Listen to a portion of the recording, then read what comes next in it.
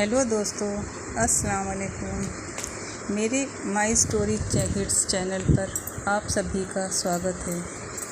आज की कहानी हमारी कुछ जज्बाती कहानी है। आइए सुनते हैं। पूरे 5 साल 6 महीने और 27 दिन की बीमारी के बाद उसकी अम्मा अपने कमज़ोर से जिस्म और सफ़ेद चेहरे के साथ इस दुनिया से चल बसी। और वह जो किताबें सहेलियों और ख्वाबों के हाथ छुड़ाकर अपनी माँ के पट्टी से कई सालों लगी रही, तो अब बिल्कुल खाली हाथ होकर टुकुर टुकुर अम्मा की खाली चरपाई को देखा करती, या फिर बौलाई बौलाई सी उस 5 फ्लोर के मकान में घूमती फिरती।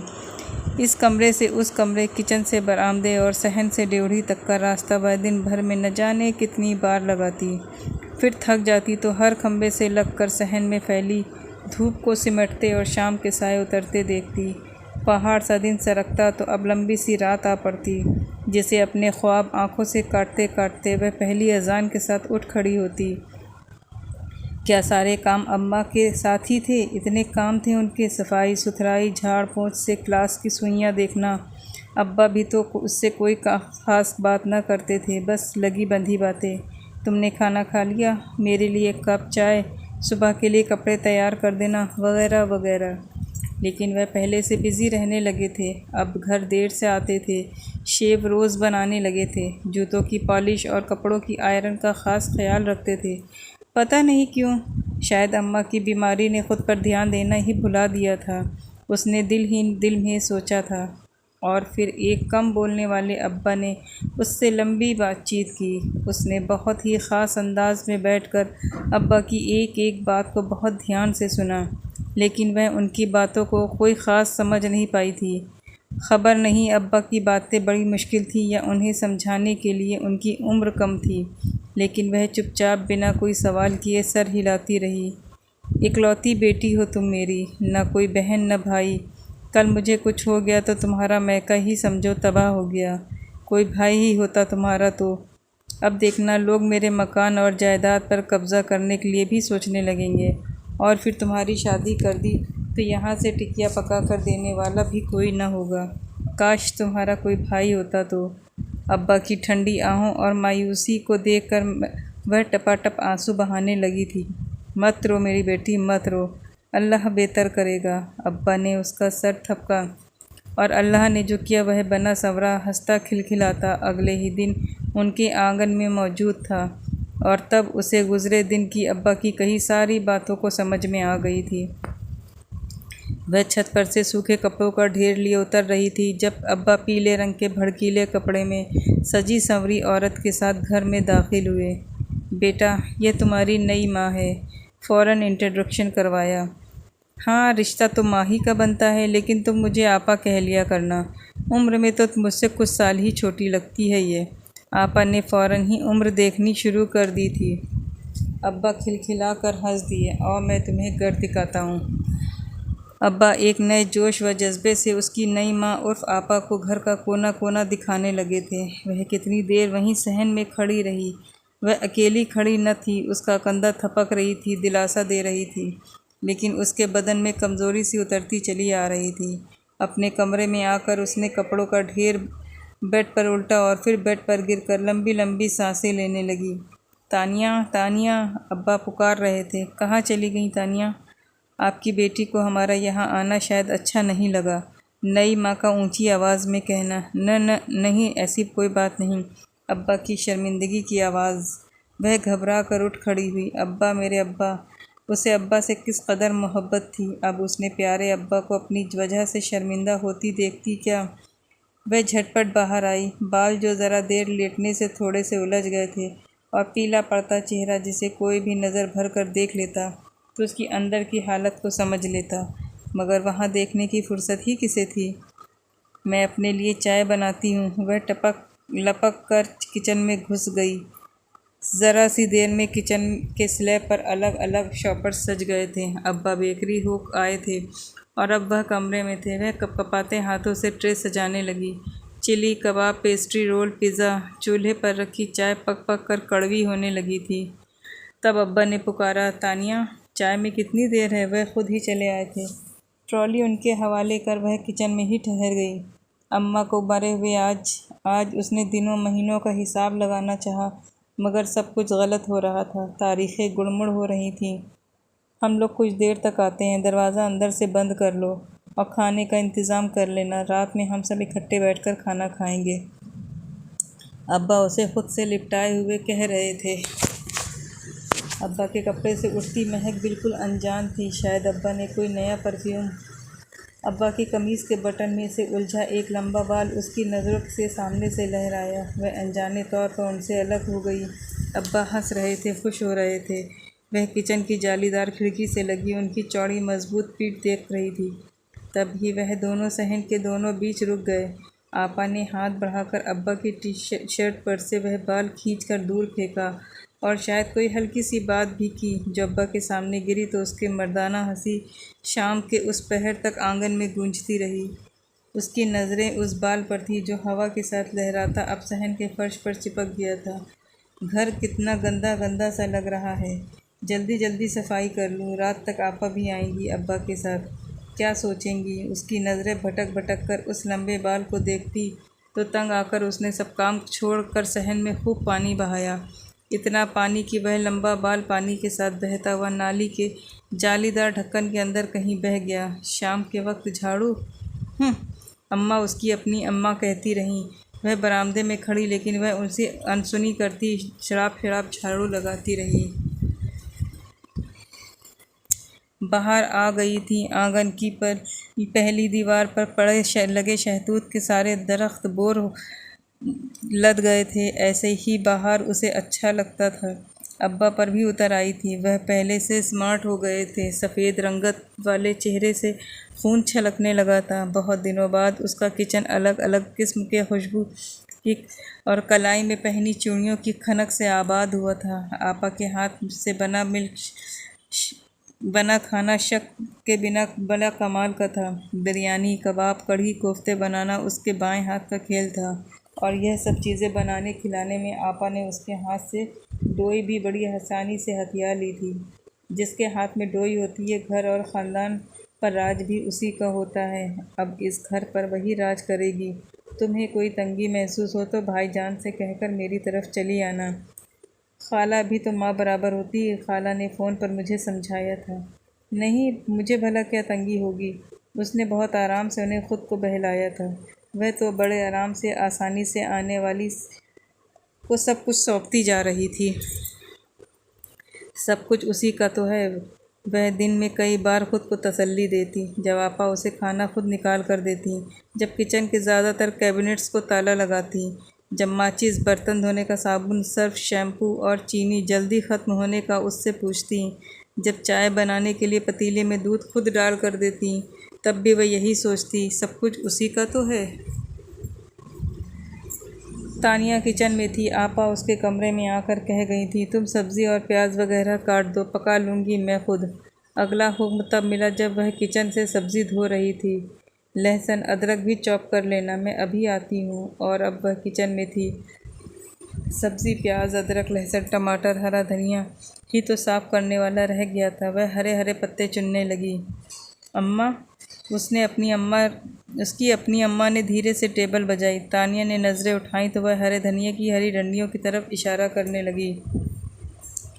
आपा को पसंद नहीं, वह कहती हैं सिर्फ पत्ते चुन दिया करो। और मसूद जो उसकी खोज में किचन में चला आया, वह पहले बहुत हैरान हुआ और फिर हंस दिया। अरे, तुम अकेले में भी बातें करती हो? वह उसके सामने बैठकर पूछने लगी। तानिया ने कोई जवाब नहीं दिया था और आमतौर पर ही ऐसा होता था। वह जब भी कुछ बोलती थी सिर्फ मसूद होता था और तानिया को वह लड़का अजीब लगता था जो हर छोटी से छोटी बात पर कहकहा लगाता था, उसे गहरी आंखों से देखता था। वह आपा का कज़िन था जो उसके आने पर यूं ही इधर उधर खिसक जाया करती थी। कभी कमरे में घुस जाती तो कभी किसी पड़ोसन का हाल पूछने निकल जाती। और वह भी ऐसा ही एक तन्हा सी शाम थी जब मसूद आया और आपा किसी काम से छत पर चली गई। मसूद अपनी बात पर हंसा और इसी हंसी में वह तानिया के इस करीब चला आया कि तानिया ने उससे डर लगने लगा। वह इतना लंबा चौड़ा तो कभी भी न था, फिर भी उस लम्हे तानिया को अपने चारों तरफ फैला हुआ महसूस हुआ। वह पीले चेहरे के साथ उससे बचने की कोशिश में भागी तो अब्बा सामने खड़े थे। ठीक तानिया के सामने, और वह भागकर उनके सीने से लग गई। अब्बा उसे बाजुओं में भींचे मसऊद को खा जाने वाली नज़रों से घूर रहे थे, यहाँ तक कि वह लंबे लंबे डिग भरता बाहर का दरवाज़ा पार कर गया और वह मरे मरे कदम उठाती अपने कमरे में आ गई। उस रात उसने पहली बार अब्बा के कमरे से हंसने और बातें करने के सिवा कुछ और आवाज़ों को सुना। यह अब्बा के दहाड़ने की आवाज़ थी और आपा की सिसकियों की, और उसने रात के अंधेरे में दो नामों को बार बार सुना था, मसऊद और तानिया। वह अपने फीवर वाले जिस्म पर कंबल लपेटे, कानों पर हथेलियाँ जमाए लेटी तो फिर अगले कई दिन तक उठ न सकी थी। मसऊद भी अपने घर अगले कई दिनों तक नज़र न आया था। नीले आसमान पर सफ़ेद महीने से बादल टुकड़ियों में बटे हुए थे। चील अपने लंबे और खामोश किए हवा में गोल सर्किल बना रही थी। वह कितना देर आंगन के चारपाई पर लेटी खाली जहन खाली आंखों से आसमान को देखती रही, यहाँ तक कि दरवाजे पर दूसरी बार दस्तक हो गई। वह न चाहते हुए भी उठकर दरवाजे तक गई। कौन? मैं, खावर। आपा बाज़ार गई हैं, उसने कहा, फिर आने वाले का जवाब नहीं सुना, यूं ही उल्टे कदमों लौट आई, और वहीं वह बात रात के हंगामे की वजह बन गई। वह कुछ देर पहले ही खाने की ट्रे अब्बा के कमरे में पहुंचा कर आई थी। आपा की तबीयत ख़राब थी, देखने में तो हट्टी कट्टी नज़र आती थी। खुदा जाने क्या मसला था। सारा दिन बाज़ार में घूमती रहीं, थक गई होंगी। उसने उसी वक्त सोचा जहाँ तक वो सोच सकती थी, और फिर जैसे धुआं उठता है बहुत धीरे और फिर ऊंचा होता चला जाता है, उसी तरह अब्बा के कमरे से उठने वाली धीमी आवाज़ें ज़ोर शोर के हंगामों में बदल गई थीं।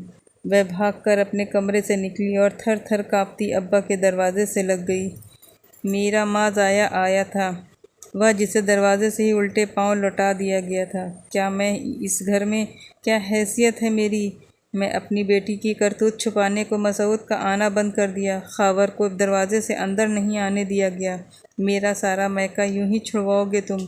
कल कोई और आएगा तो उस पर कोई नया इल्ज़ाम लग जाएगा। अरे दो बोल निकाह के पढ़वा कर तानिया को विदा क्यों नहीं कर देते? उस दो छटाक की लड़की के पीछे मैं तो अपने सारे रिश्ते खो दूँगी। वह अब्बा की बात को सुनने के इंतज़ार में थी, लेकिन अब्बा शायद बहुत थक गए थे। वे खामोश रहे इतनी देर तक कि वह थक हार कर आंगन में ही बैठी चांदनी दीवारों को उजाला कर रही थी, मगर वह अंधेरे में जैसे छुपी बैठी थी। अम्मा, उसकी अम्मा बाहें फैलाए दूर खड़ी उसे बुलाती रहीं, लेकिन उसने नाराज़गी से मुंह फेर लिया। बहुत चालाक हो, हमेशा धोखा देने आ जाती हैं। खावर रफ़िया का सगा भाई है, सगा भाई। तुम्हें चाहिए था उसे घर में बुला लेती। सुबह नाश्ता करते वक्त अब्बा ने उसे कहा था। आपा घर पर नहीं थी तब भी उसने बस एक ही सवाल किया था। अब्बा को जाने क्या हुआ कि हाथ में पकड़ा स्लाइस प्लेट पर पटक कर नाश्ता मुकम्मल किए बिना ही उठ गए। और उसी रोज़ खावर दोबारा आया था, या शायद बुलवाया गया था। आपा ने दरवाज़ा खोला, फुल प्रोटोकॉल दिया, चाय तानिया से बनवाई, पेश भी उसी ने की, और फिर अपने कामों में लग गई। खावर सारा दिन वहाँ रहा और फिर शाम को अब्बा के आने से पहले ही चला गया। सारे दिन में यह पहला लम्हा था जब तानिया ने खुलकर सांस ली थी, और फिर खावर अक्सर ही आने लगा था, कभी आपा को फल देने, कभी दवाइयाँ पहुँचाने, और कभी उसका ब्लड प्रेशर चेक करने। एक रोज़ उसे भी ऑफ़र कर दी, आओ तुम्हारा ब्लड प्रेशर भी चेक कर लूँ। वह जो आपा को पानी का गिलास देने आई थी घबरा कर पलट गई। आपा ने खिलखिला कर कहा लगाया, और ख़ुद का वह जूं का तू सीरियस बैठा था। वह ऐसा ही था, मसऊद के बराबर वह बार बार कहा नहीं लगाता था, बस धीमे से मुस्कुराता था। उसकी आंखें लाल डोरों वाली पीली सी आंखें तानिया को बेहद बुरी लगती थीं। वह जो भी काम करती, जिस तरह भी उठती बैठती, दो आंखें उसके आर पार होती। जिस तरह जूते के नर्म तले में कोई कंकर घुस जाए, तकलीफ़ दे न दे महसूस होता रहता है, उसी तरह वह दो आंखें दो महीन कंकर बनकर उसकी आंखों में पीछे हर दम चुभती रहती थी। आपा कमर पर हाथ रखे हाय वाय करती उसके करीब से गुजर कर कमरे में गायब हो जाती। आजकल तो कोई काम नहीं करती, बस खा खा कर मोटी हुई जा रही हैं। उसने पता नहीं किस लय में खाला से ही कह दिया, लो, तुमको नहीं मालूम कि क्या होगा बन्नू, तुम्हारे बाप का नया बच्चा पैदा करने वाली है ये। मेरी मानो तो यहाँ आ जाओ मेरे पास। उसे तो बच्चे का बहाना मिल जाएगा, तुम्हें खूब ही रगड़ा लगाएगा। भाईजान अब तुम्हारे बारे में कुछ सोचते क्यों नहीं? उसने आहिस्ता से फ़ोन रख दिया। खाला के 4 बेटे थे। वह उसे बहू बनाने की ख्वाहिशमंद थी, लेकिन अब्बा कहते थे तुम्हारी खाला लालची औरत है। पहले तुम्हें और 2 लड़कों का जहेज़ हथियाएगी, बाद में जायदाद बटोरने का प्लान बनाने लगेगी। और मैं भी कितनी नादान हूँ। खाला कहें तो सच्ची लगती हैं, अब्बा की सुनूं तो वह भी ठीक। पता नहीं लोगों की पहचान कैसे करते हैं। वह रात के अंधेरे में बैठकर इंसान की पहचान के स्टेटस तैयार करती, लेकिन वक्त आने पर सब कुछ बोझिल साबित होता। तुम जो होते तो ज़िंदगी हमसे तल्ख़ लहजे की बात करती क्यों? पीली शाम थी। वह क्यारी के करीब बैठी चावल चुन रही थी। पलट कर देखा तो खावर था। यूँ बैठा था जैसे बहुत फुर्सत में हो। सर कुर्सी की पीठ से टिका रखी थी। दाएं हाथ में सिगरेट सुलग रहा था, जिससे धीमा सा धुआं उठता था और हवा में सिगरेट की महक बनकर फैल रहा था। पाँव स्लीपर से आज़ाद सामने की टेबल पर रखा था। वह बोल रहा था, तुम जो होते तो ज़िंदगी हमसे तल्ख़ लहजे में बात करती क्यों? चेहरे पर मुस्कुराहट थी, हल्के से दर्द में लिपटी मुस्कुराहट। वह जाने क्यों उसे देखती चली गई। खावर की नज़रों के एंगल बदला। तानिया ने महसूस भी कर लिया, लेकिन जाने क्या हुआ कि अपनी नज़रों का एंगल ही बदल न पाई। वह जहाँ थी टिकी थी, वहीं खावर की नज़रों में सवाल उतर आया। तब जैसे वह किसी ध्यान से जागी और घबरा कर खड़ी हुई और ज़रा से चावल गिरे और दूर तक बिखरते चले गए। वह शर्मसार सी किचन में आ खड़ी हुई। क्या ज़रूरत थी गैर मर्द को इतनी गहरी निगाह से देखने की? अम्मा ने उसे घुड़का था। एक तो यह हर वक्त पहरेदार बनी फिरती है मेरी। पता नहीं अम्मा पर गुस्सा था या खुद पर। बड़बड़ाती हुई चूल्हे की तेज़ आंच पर प्याज भूनने लगी। बाहर बैठा खावर अधखुली आंखों से चिड़ियों के आंगन में उतरते चावल चुगते देख रहा था। सिगरेट जलकर बुझ गया था, लेकिन मुस्कुराहट थी कि होठों पर सुलगे जा रही थी। ढेर सारा काम था, सारा निपटा लिया। खुद को खूब थकाया कि बिस्तर पर जाते ही नींद आ जाए। दिल जो सोचना चाह रहा था वह न सोचे न दोहराए, लेकिन कमरे में आकर नर्म बिस्तर पर कई करवटें बदलने के बाद भी नींद ने नहीं आना था और ना ही आई। यहाँ तक कि उसने बेबस होकर खुद को आज़ाद छोड़ दिया। आँखों ने जो देखा था वह कई बार सोचा, वैसे धड़का था, शाम को धड़का था उस पर, उस लम्हे जब उसको खावर ने अपनी नज़रों में कैद कर लिया था। जब दोनों की आंखें चार हुईं, जब खावर की लाली उसकी आंखों के लिए सवाल उभरा था, जब उसके चेहरे के एक एक नक्श को घड़ी भर के लिए बहुत सफाई से देखा था, और जब से उसकी आवाज़ कानों में बार बार गूंजती थी। किसी किसी मर्द की आवाज़ कितनी खूबसूरत होती है ना? पता नहीं वो उस पीली शाम का जादू था या उसकी कच्ची उम्र का। उस रात बहरहाल उसने खावर को बार बार सोचा था और फिर उसने खावर से भागना छोड़ दिया। उसको देखना भी अब बुरा न लगता था। वह घबराती और शर्माती थी, उसकी तरफ देखने से कतराती थी। कभी वह डायरेक्ट उसे देखता, उससे बात करता तो उसकी जान पर बन जाती। वह रोज़ आपा के कहने पर वह खावर के लिए चाय बना कर लाई तो खावर ने हाथ में पकड़ा सिगरेट का एक लंबा कश लेने के बाद ऐश ट्रे में मसलते हुए उससे पुकारा, तानिया। वह चौंक कर मुड़ी। और तुम्हारा हाथ देखूं? आपको हाथ देखना आता है? वह पहला जुमला था जो शायद उसने खावर से बोला था। ठीक ठाक देखना आता है, आओ यहाँ बैठो। खावर ने कुर्सी घसीट कर अपने सामने रखी। वह थोड़ा झिझकते हुए बैठ गई। अपनी हथेलियाँ उसके सामने फैला दी। पूरी बेदाग नर्म गुदाज गुलाबियाँ हथेली, जिन्हें खावर ने कई लम्हे नज़रों की कैद में रखा। फिर एकदम ही खावर का मजबूत सांवला खुरदुरी हथेली वाला हाथ उसके हाथ के नीचे आ ठहरा। वह ज़रा सी कपकपाई, चौंक कर निगाह उठाई। खावर के दिल में क्या है उसके चेहरे से अंदाज़ा न कर पाई थी। खावर ने अंगूठे से उसकी हथेली पर बिखरी महीन सी लकीरों को छुआ तो तानिया का दिल पिघलकर पूरे वजूद में धड़कने लगा था। तभी हल्की सी आहट हुई। उन दोनों ने सर उठाया। अब्बा कुछ कदम की दूरी पर खड़े थे। उनके चेहरे और आंखों में क्या था, उन दोनों को समझने में देर न लगी। तानिया ने फ़ौरन चाहा कि अब्बा को बता दे। अब्बा, खावर मेरा हाथ देख रहे हैं, फ्यूचर की बात बताएंगे। लेकिन खावर ने यूँ बिदक कर उसका हाथ छोड़ा कि वह जहाँ की तहाँ बैठी रह गई। खावर नज़रें चुराकर लंबे टिक भरता बाहर की तरफ चला गया। वह हक्का बक्का सी बैठी अब सामने रखी खाली कुर्सी और अपने फैले हुए हाथ को देखती रह गई। तुम इस कदर नादान और बेवकूफ़ हो सकती हो, मैं सोच भी नहीं सकता था। अब्बा उसके साथ साथ उसके कमरे में आए थे। उनका लहजा सख्त और आंखें लाल थीं। यह अब्बा को क्या हो गया है? वह हाथों में बेडशीट दबोचे हैरान सी बैठी थी। यह सब के सब कमज़र घटिया कमीने लोग हैं। तुम्हारे काबिल होना तो दूर की बात, तुम्हारी बराबरी को भी नहीं छू सकते। आइंदा तुम उसके करीब भटकी तो मुझसे बुरा कोई नहीं होगा। अब्बा कहकर पलटे और फिर एक कदम आगे न बढ़ सके। आपा दरवाजे पर खड़ी थी। न सिर्फ खड़ी थी बल्कि सब कुछ सुन चुकी थी। तानिया ने अब्बा के चेहरे पर एक रंग आते जाते देखा था। आपा ने कुछ कहा नहीं, बस यूं ही पलट गईं। लेकिन रात होने से पहले वह घर छोड़कर जा चुकी थी। कई महीनों बाद तानिया ने अब्बा को एक बार फिर रात भर जागते और ख़ुद से बातें करते सुना था। हम तो घटिया कमीने लोग हैं, आप अच्छे लोग हैं। हम आपके काबिल कहाँ, आपकी बराबरी को छू भी नहीं सकते। जाइए मोहतरम, अपने हम पल्ला लोगों को ढूंढिए, उन्हीं से रिश्ता जोड़ें। आपा बेटा पैदा करने वाली थी। उन्हें पता था तुरुप का पत्ता उनके हाथ में है, सो नखरा दिखाना तो बनता था। अब्बा रोज़ जाते आपा को लेने, फिर उन्हीं कदमों से वापस भी आ जाते। आखिर अब्बा मुआफ़ी तलाफ़ी पर उतर आए। इस बार आपा ने नरमी दिखाई। ठीक है, चलूँगी आपके साथ, लेकिन मेरी एक शर्त है। आप तानिया के बोल खावर के साथ पढ़वा दीजिए। देखिए मियाँ, हमारे बीच जब भी झगड़ा हुआ इसी तानिया की वजह से हुआ है। जब तक वह इस घर में है यह प्रॉब्लम्स होती रहेंगे। वह अपने घर की हो जाएगी तो आप भी सुकून से हम माँ बेटे की देखभाल कर सकेंगे।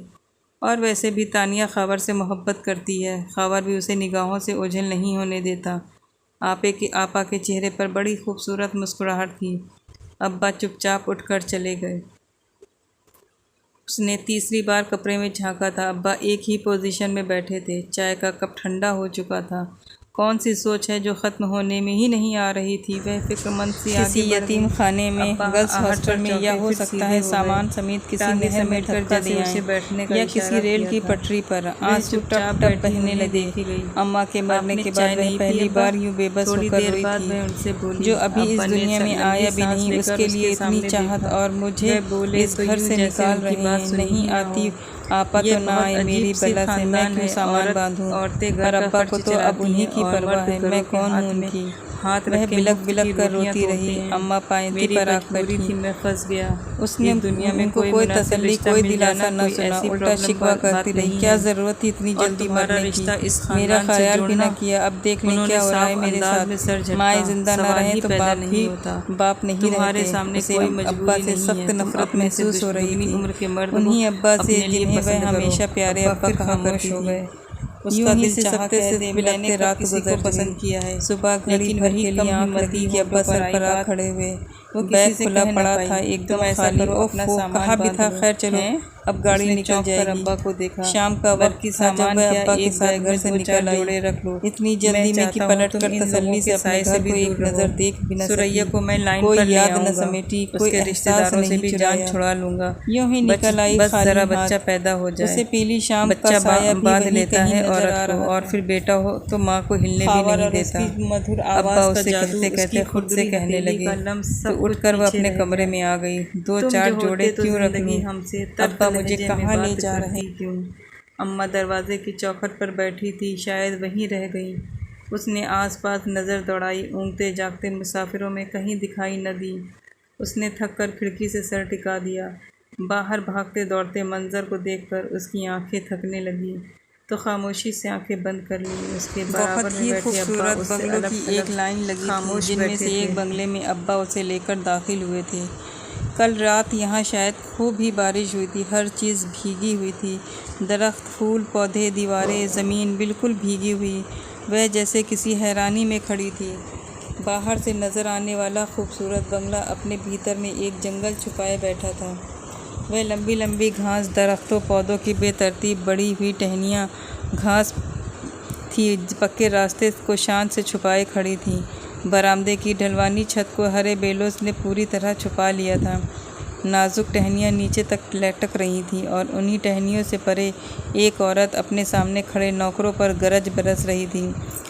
6 सालों से हर किसी की गमी खुशी शादी मौत का ख्याल रखना, महीना ख़त्म होने से पहले रुपए ट्रांसफ़र करा देती थी कि तनख्वाह में देर न हो। और तुम लोगों ने यह हाल किया मेरे घर का। वह चिल्ला रही थी और नौकर सुन रहे थे। हर चीज़ का ख्याल रखा है, सिर्फ माली छुट्टी पर था इसीलिए। कब से छुट्टी पर था वह? मेरे ख्याल में तो वह इन 6 सालों में 6 बार भी यहाँ नहीं आया होगा। उसकी छुट्टी करो, नया माली बुलाओ और मुझे 1 हफ्ते के अंदर अंदर। पता नहीं कौन है। अब्बा एक तरफ खामोशी से खड़े थे। तानिया उनकी बातों से ध्यान हटाकर एक बार फिर बंगले को देखने लगी थी। अरे तुम! उस औरत की हैरत भरी आवाज़ पर चौंक कर मुड़ी। आओ, अंदर आओ। वह बेहद हैरत से एकदम ही उन लोगों तक आई, एकदम से पलटी और किसी दरवाजे के अंदर गायब हो गई। नौकर इधर उधर हो गए। अब्बा कुछ देर वहीं खड़े अपने हाथ मसलते रहे, फिर धीरे से खंगारते हुए अपने कमरे में चले गए। उसने अपने जिस्म से थकावट उतरती महसूस की तो वो वहीं रखी कुर्सी पर ढह सी गई। 6 घंटों के लंबे सफ़र ने उसे इस कदर थका दिया था कि जहन कुछ भी सोचने से मजबूर लग रहा था। वह कुर्सी की पीठ पर सर गिराए लॉन जैसे जंगल में फुदकती गिलहरियों और उड़ती हुई तितलियों को देखती रही। एक लंबा सा केंचुआ बरामदे की सीढ़ी के पास बहुत आहिस्ता आहिस्ता रेंग रहा था। वह कुछ लम्हे उसे देखती रही और फिर नज़रें फेर ली। बारिश के बासी पानी की खुशबू उसके आसपास चकराती फिर रही थी। अब्बा अंदर जाने कहाँ गायब हो गए थे। उसने मुश्किल से खुद को कुर्सी से उठाया और अंदरूनी दरवाज़ा खोलने से पहले ही उसने सुन लिया। तो शादी कर ली तुमने? औरत पूछ रही थी। मजबूरी बन गई थी, अब्बा का जवाब। तानिया ने ज़रा सा दरवाज़ा खोलकर अंदर झाँका। अब्बा सर झुकाए बैठे थे। लेडी बड़े गुरूर के साथ उन्हें देख रही थी। मर्द बहुत जल्दी मजबूर हो जाता है। अब्बा कुछ न बोले थे, बस फीकी सी हंसी होठों पर फैलते देखकर उसने दरवाज़ा दोबारा बंद कर दिया। मैं तानिया को आपके पास छोड़ने आया हूँ। हो सके तो दुनियादारी का कुछ सबक उसे भी पढ़ा दें। साफ स्लेट जैसी है। सीखने की उम्र आई तो आसमां बिस्तर से जा लगी। नई माँ की दुनियादारी का सबक नहीं आता, वह पढ़ा लेती। लेडी की शान। तानिया का दिल चिड़िया के बच्चे की तरह सहम गया था। वह ज़रूरत से ज़्यादा पढ़ी हुई है। अब्बा इधर उधर की बातें सुना रहे थे। वह पलटी और दोबारा से कुर्सी पर बैठ गई। थोड़ी देर बाद अब्बा आए। वह चुपचाप बैठी उनके चेहरे पर फैली लाली को देखती रही, जो किसी बर्दाश्त का नतीजा लग रही थी। यह अनाया है, मेरी सगी फूफो की बेटी है। बड़े सालों बाद इंग्लैंड से वापसी हुई है, हमेशा के लिए। तुम्हारा ख्याल रखेगी यह। ठंडी बर्फ़ गिरने लगी थी उसके वजूद पर। मैं यहाँ रहूँगी अब्बा। नए शहर की नए माहौल में उसने अब्बा से पहली बात की थी। लहजे में वैसा ही डर जैसा पहले रोज़ स्कूल जाते वक्त बच्चे के चेहरे पर होता है। अब्बा ने उसके सर पर हाथ रखा। कब तक? जैसे बच्चा पूछता है स्कूल के अंदर कदम रखते ही कि छुट्टी कब होगी। अब्बा ने उसे एकदम से सीने लगाया, माथे से चूमा। और मैं तुमसे कांटेक्ट में रहूँगा, फ़ोन करता रहूँगा, ख़ुद भी आऊँगा मिलने। अनाया बाहर आ गई थी। चलता हूँ अब। अब्बा उन दोनों को छोड़कर लंबे लंबे डिग भरते बाहरी गेट से बाहर निकल गए। वह दोनों कुछ लम्हे उस रास्ते को देखती रहीं जहाँ अब्बा के कदमों में दबी घास अब आहिस्ता आहिस्ता दोबारा सर उठा रही थी, और जिसे देखकर अनाया खातून को एक बार फिर नौकरों की नमक हरामी याद आने लगी थी। तानिया ने अपने कपकपाते बदन को कमज़ोर पड़ते देखा तो कुर्सी का सहारा लेकर बैठ गई। अनाया ने एक नज़र उसे देखा और फिर तेज़ तेज़ कदमों से अंदर चलती चली। दोस्तों, आपको ये कहानी कैसी लग रही है? प्लीज़ कमेंट में ज़रूर अपनी राय दीजिए। कहानी पसंद आ रही है तो वीडियो को लाइक करें, और चैनल पर नए हैं तो चैनल को सब्सक्राइब ज़रूर से ज़रूर करें। और हाँ, मेरी बेल आइकन को ज़रूर प्रेस करें ताकि मेरी आने वाली नोटिफिकेशन आपको जल्द से जल्द मिल जाए। Thank you.